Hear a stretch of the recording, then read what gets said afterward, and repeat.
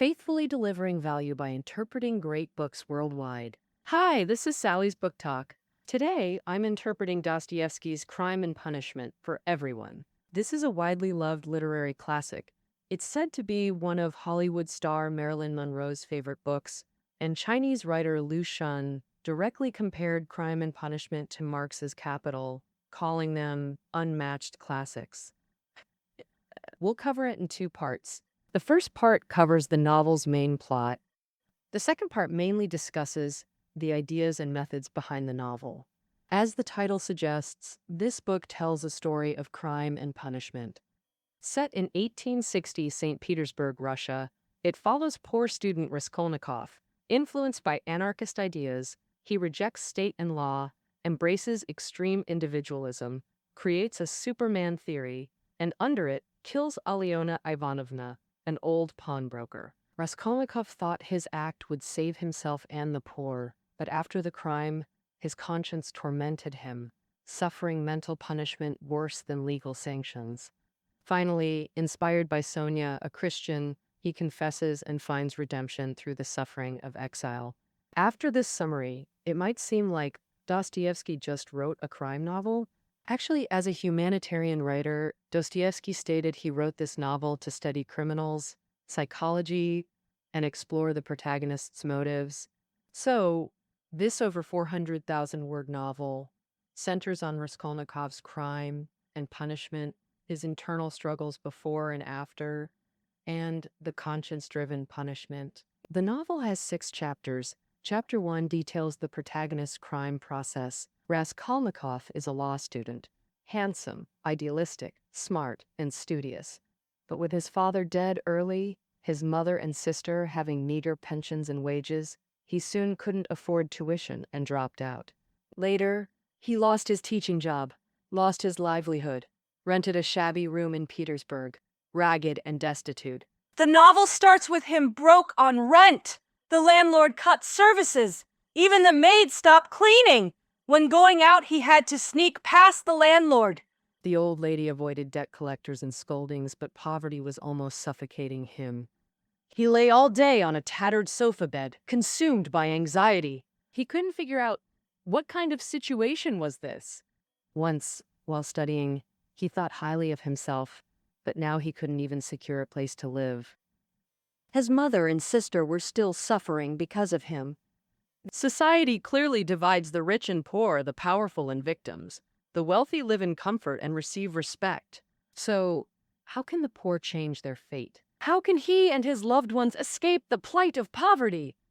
Raskolnikov desperately needed to find a way out. As a law student, he pondered day and night, and a bizarre idea began circling in his mind. Raskolnikov heard about an old pawnbroker, Alyona. Later, he went to pawn something to her and saw a woman with strange personality, greedy, money-obsessed, and malicious. As Raskolnikov left, he thought about her shrewd and vicious eyes, her mean, cunning, and aggressiveness. Seeing the house she got through usury, a bold idea sprouted. This old woman exploited the poor through usury and was utterly useless to society. Killing her and taking her money could save his loved ones, help countless poor people, and serve all humanity and public welfare. Trading one death for 100 lives is a very reasonable and cost-effective thing. So Raskolnikov found an excuse to pawn his watch and went back to Alyona's place to scout it out. Surprisingly, he didn't meet any doormen. Coincidentally, he encountered a German neighbor moving out, and the building was dimly lit. All these favorable conditions made him feel confident. On the way home, an incident occurred that strengthened Raskolnikov's resolve. In a small tavern, he met Marmeladov, a drunken ninth-rank civil servant, who tearfully poured out his miserable situation. He had lost his job twice due to layoffs and dereliction of duty. Now, the family of 6 lived in a shabby, crowded hallway, suffering from hunger and cold. His wife had severe consumption, and their 4 children were underfed and poorly clothed. His eldest daughter, Sonia, became a prostitute to save the family from crisis. Marmeladov, depressed and muddled all day, stole money from home to drown his sorrows in drink. He felt there was no way out. Raskolnikov took Marmeladov home, witnessed the family's wretched life, and before leaving, quietly left them all the money he had. Marmeladov's desperate wails deeply disturbed him, radical conviction intensifying. Raskolnikov became even more convinced that killing evil people and seizing their ill-gotten wealth to rescue people was absolutely justified. The next day, Raskolnikov received a letter from his mother, learning that his sister, working as a tutor for landowner Svidrigailov, had been harassed by him, then humiliatingly thrown out by the landowner's wife. His sister lost her job, but for her brother's future, she planned to marry a 45-year-old lawyer. Luzhin hoped this would help his brother-in-law find a good job. Now, Raskolnikov knew his sister didn't love Luzhin at all. Trembling with rage, tears streaming down, he finally steeled his resolve, determined never to let his family suffer humiliation.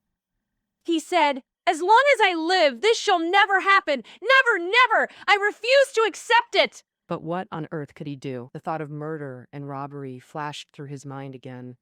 And in a small restaurant, Raskolnikov overheard a conversation about Alona by chance.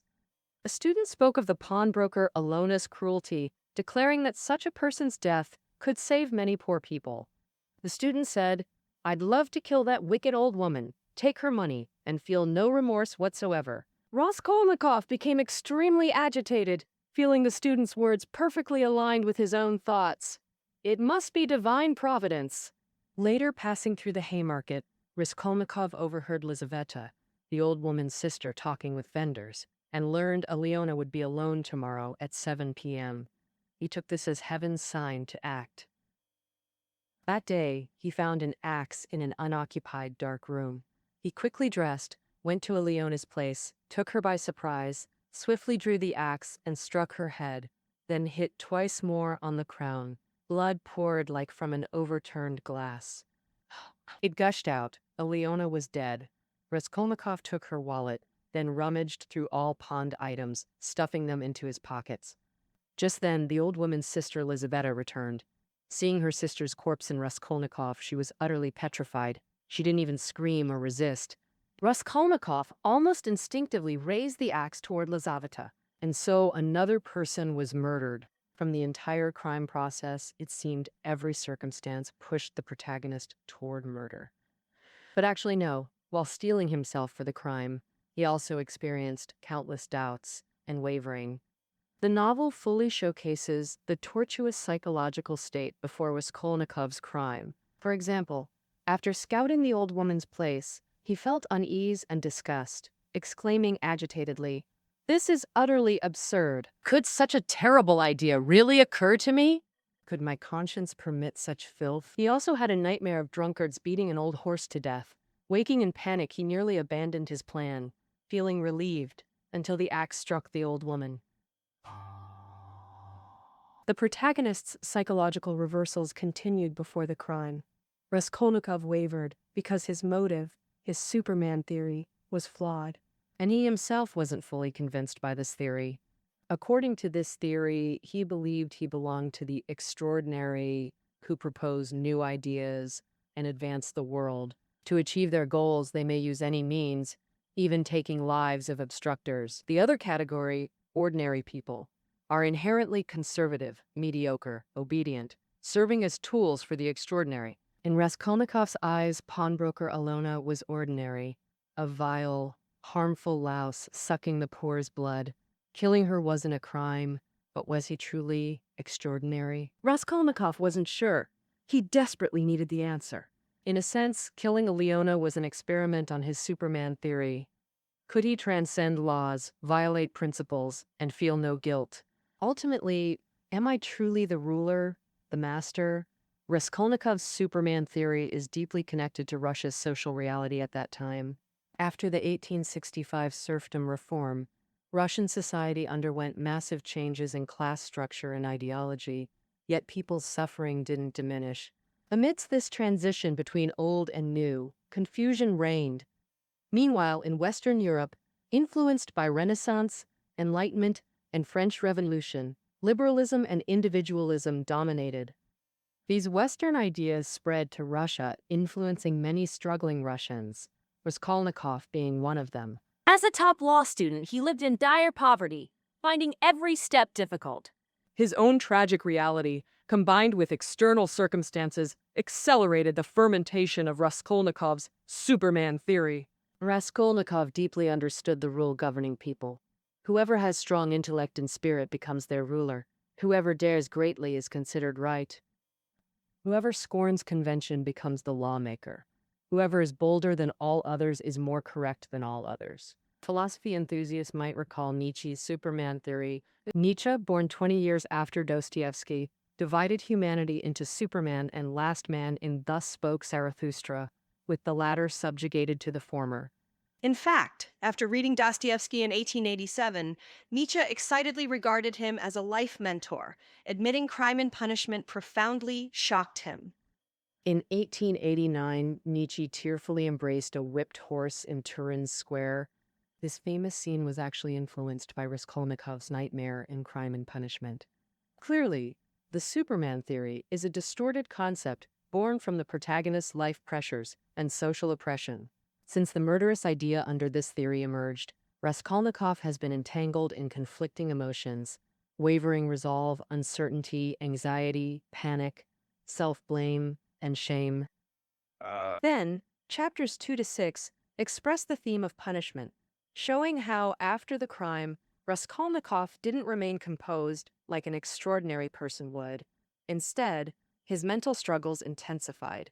At times, he felt that compared to someone like Napoleon, killing those two people wasn't a crime at all. But moments later, he felt his Superman theory was both cruel and inhumane, descending into madness. He lay dazed all day on the tattered sofa, seized by terrible chills. To evade police investigation, he tried every means to hide the stolen goods and destroy evidence. Earlier, to avoid suspicion, Raskolnikov took Alona's money but had no idea how to handle it, so he just tossed it into a wall cavity in his rented room. Now, he knew he had to move the loot, but where to hide it? After deliberation, he decided to bury it in a deserted yard.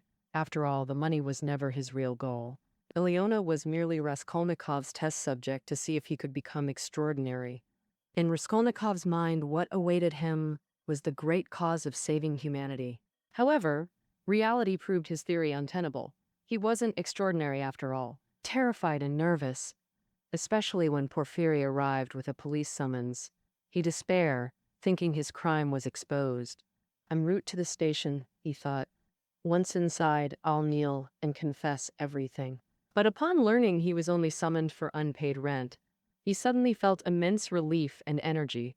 Yet, overhearing officers discuss the murders, he fainted from fright. This caught investigator Porfiry's attention. His extreme emotional swings caused severe fever. Nude erratic, personality fractured. This conscience-driven punishment proved more agonizing than any sentence. The name Raskolnikov means schismatic in Russian, reflecting his divided nature. After recovering, Raskolnikov slipped out to resolve his turmoil, but how to end it? Clueless, he went to a tavern, anxiously finding the murder report. Overwhelming guilt made him nearly confess. At this moment, the urge to confess intensified. Amidst painful indecision, seeing a woman drown herself made him realize suicide solved nothing. He finally decided to surrender. However, en route to the station, he encountered Marmeladov, trampled by a horse and gravely injured. Raskolnikov then gave all his mother's recently sent money to Marmeladov's widow for proper arrangements. Funeral arrangements. Afterwards, a powerful surge of vitality welled up within Raskolnikov. He realized his own worth and felt he shouldn't confess. He ought to live well. However, faced with Porfiry's probing, Raskolnikov had to lie, deceive, and play tricks. This was unbearable for him. We see that after killing Raskolnikov's inner struggles were constant, like a roller coaster, repeatedly suffering pain. The root of this pain lies not only in the imperfection of the Superman theory itself, but more importantly, in the protagonist's inner logical inconsistency. The theory that killing one can save many is based on violent crime, yet Raskolnikov is inherently kind, with strong humanitarian ideals incompatible with violence. Why do we say he is inherently kind? We see that despite living in extreme poverty, while studying, He used his meager money to support a poor classmate with lung disease. Later, after dropping out and unemployed, he used his only money to help Marmeladov. Upon hearing of his mother and sister's plight, he couldn't control his guilt and anger. All this shows he is compassionate, practices humanitarianism, and fundamentally cannot accept the logic of violence. Therefore, by killing Aliona and her sister Lizaveta, it was like killing himself, killing his original humanitarian self. The blood on his hands made him feel completely detached from himself. He could no longer love his family as before, and with his close friends, it felt like there was a wall between them. This self-imposed loneliness put him in a near-mad, death-like state. Raskolnikov picked up the axe to solve the problems tormenting him for so long. He wanted to protest the unjust society, save a life without dignity, and prove if he was a Napoleon-like figure who could calmly control others' lives. However, in the end, he didn't solve any problems. Instead, he plunged himself into an abyss of misery. Actually, the crime in the novel has two layers of meaning. If killing the Aliona sisters is the first layer of crime, violating social law, then Raskolnikov also committed the second layer, killing his original kind, humanitarian self. As written in the novel, it was as if he took scissors and severed himself completely from everyone and everything. When Raskolnikov was in spiritual crisis, Sonya entered his life. The novel portrays her as a symbol of human suffering, embodying ultimate love and forgiveness. On the day Marmeladov was injured, Raskolnikov met Sonya. Sonya was Marmeladov's only daughter from his first wife. A kind, devout Christian, she became a prostitute to support her family, giving all her earnings to stepmother Katerina. Facing physical and spiritual torment, she endured with Christian faith, embracing self-sacrifice and universal love. Her stepmother Katerina once publicly declared, if needed, she'd take off her last garment, walk barefoot to sell it, and give you the money. Raskolnikov saw this frail girl willingly enter prostitution to support her father's stepmother and siblings. Well, facing her abusive stepmother, she bore no resentment but showed pity, maintaining purity despite disgrace. Sonya's submissiveness infuriated Raskolnikov. He couldn't stand what he saw as weakness. But secretly, Sonya deeply suffered from her degradation and repeatedly contemplated suicide. Her devout faith sustained her, preserving human warmth through suffering. The day after Marmeladov's funeral, Raskolnikov visited Sonya again and confessed his murders. Facing this horrifying truth, merciful Sonya just whispered, "Oh Lord," and embraced him tightly. In a way, both sought salvation. Raskolnikov through murder under his Superman theory, Sonya through religious compassion. Thus, while Sonya understood Raskolnikov emotionally, she absolutely rejected his Superman theory and actions. She unhesitatingly pointed out a path of redemption: confess, suffer atonement, to earn God's forgiveness. She said, "You left God, so he punished you by delivering you to the devil." In truth, Sonya's path reflected Raskolnikov's own subconscious longing. Raskolnikov admitted killing Alona was merely an experiment to change his fate. His Superman theory made him utilitarian, not for personal gain, but for ideological validation. He told Sonya, I didn't do it for money. I wanted to know, am I ordinary like others, or extraordinary? Can I truly transcend boundaries? Yet, by wielding the axe, he abandoned humanitarianism for the violent logic he'd opposed. This subjected him daily to moral interrogation and conscience-driven punishment. Only by returning to humanity could he find inner peace and salvation now. Sonya's path saved him from becoming a cold, self-righteously perpetrator of violence. 3 judgments gripped him: inner moral reckoning, societal criminal law, and divine love embodied by Sonya. Sonya's faith and Christ's redemptive suffering became Raskolnikov's guiding force. He finally admitted his Superman theory's failure and surrendered with a heavy heart. Given his voluntary confession, he received 8 years hard labor in Siberia. Sonya packed and followed him. Even after confessing, Raskolnikov remained tormented by anxiety. The collapse of his theory and false beliefs made suicide seem inevitable. Yet admitting his theory's failure became his life's turning point. He needed new foundations. In prison, Sonya endured great hardship to visit him each time. Fellow prisoners mocked atheist Raskolnikov, but deeply revered Sonya, the devout Christian. Trust. In his anguish, Raskolnikov dreamt of people convinced of their truth going mad like plague victims. This made Raskolnikov realize that any theory justifying killing for human happiness is inhuman murder. This method, the blood on his hands, the lives he took, destroyed his grand purpose and pure original intent. Violent revolution isn't the path to happiness. Unrestrained Superman ideology brings no rebirth. One day, Raskolnikov took the Gospels from under his pillow, given by Sonya. Sonya had read him the story of Lazarus' resurrection from it. A thought flashed. Shouldn't her faith now become his? Raskolnikov finally found redemption.